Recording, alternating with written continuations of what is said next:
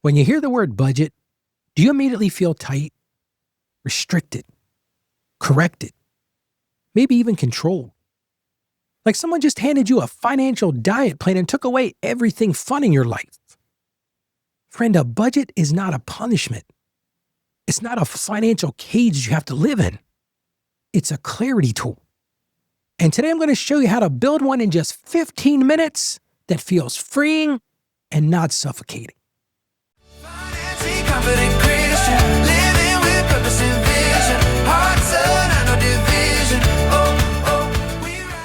Well, let's get right to today's listener question.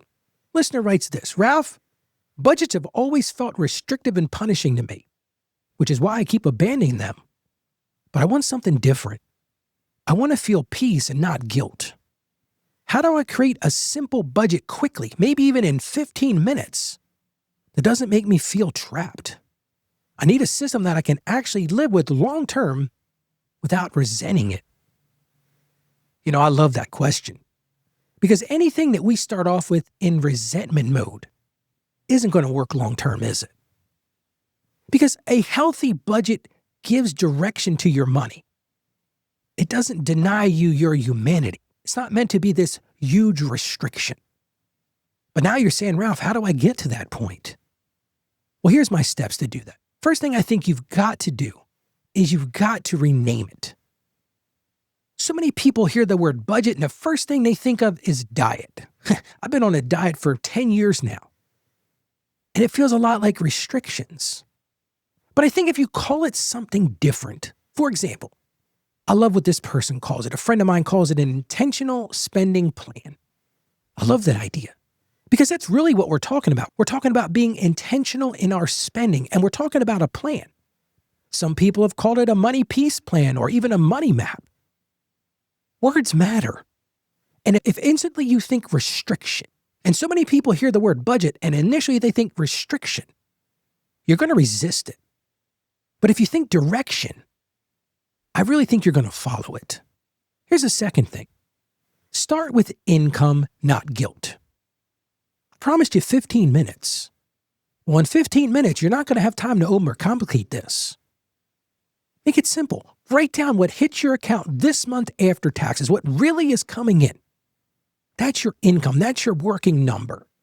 Not what you hope will come in, not what you used to make, not what your friend or someone else makes. The reality on the ground. Because clarity always beats fantasy every single day. But now the next thing you've got to do is you've got to cover the 4 essentials. And I've talked about these on the show before. In this first 15-minute draft, I want you to just allocate money for 4 areas: housing, utilities and transportation, food, and those minimum debt payments. That's it. What I'm really talking about today is what I'll call survival level clarity. Now, once the essentials are covered, your nervous system calms down. You're not worried about, am I going to have food on the table? Am I going to have a place to sleep? Am I going to be able to get to and from work? Because you know the basics are handled.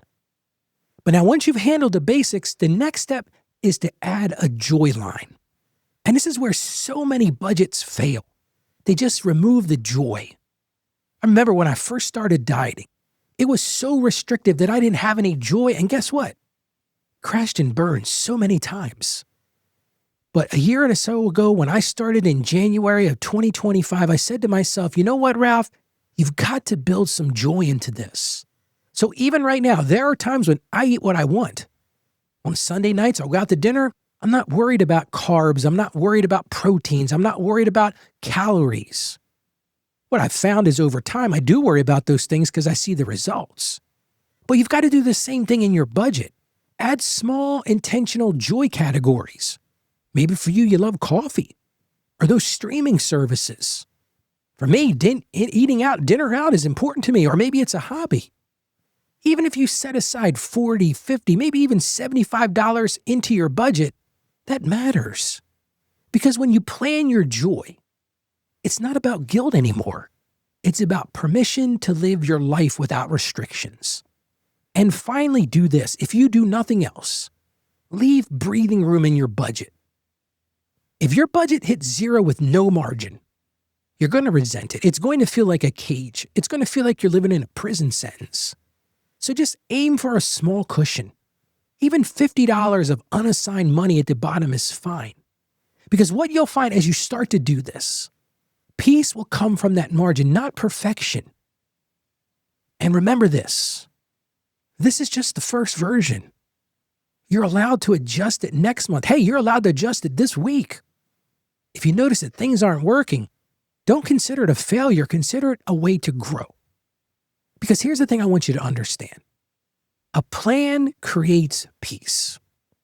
So here's your 15-minute total win for today. Take 15 minutes right now and write your monthly take-home income. Just start there. Go look at your pay stubs. Go look at your bank account. Go look at what actually hit your account. Start there at the top of the page. And then cover those 4 essentials and add that one joy line. That's it. Now you've got a living plan that will work, not a prison and not a cage.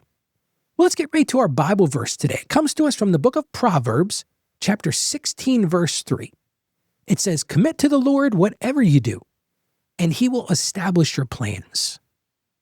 And I love this verse because when you invite God into your financial planning, a lot of people say, "Ralph, I don't understand how you merge these two worlds, faith and finance." It's all about inviting God into it. And when you invite God into your financial planning, he will replace that fear that you have. And listen, I've lived in that fear. I get it. But when you invite God in, he can replace that fear with stability and direction. Well, let's pray right now together. Lord, for my friend right now who feels overwhelmed by the word budget, I just ask that you would bring them peace. Remove the shame that's tied to past attempts to try to live in this restriction. And remove the fear of getting it wrong, Lord. Help them see this not as a restriction, but truly as living in stewardship. Give them clarity in the next 15 minutes, God. Give them courage to face the numbers. And give them peace as they build a simple plan. Establish their steps, Lord. Stabilize their mind and let this small act of order create lasting confidence. And we ask this in the name of Jesus. Amen. Friend, you don't need a perfect budget. You just need a peaceful one. And if you've got a question for this show, I'd love to answer questions. You can go to that by going to financiallyconfidentchristian.com/question. We'll put that in the show notes, but I'm going to give it to you again. It's financiallyconfidentchristian.com/question. Hey, this show's fueled all about your questions. So thank you so much for joining me today. Stay financially savvy. May God bless you. And you have a truly great day today. Financially confident.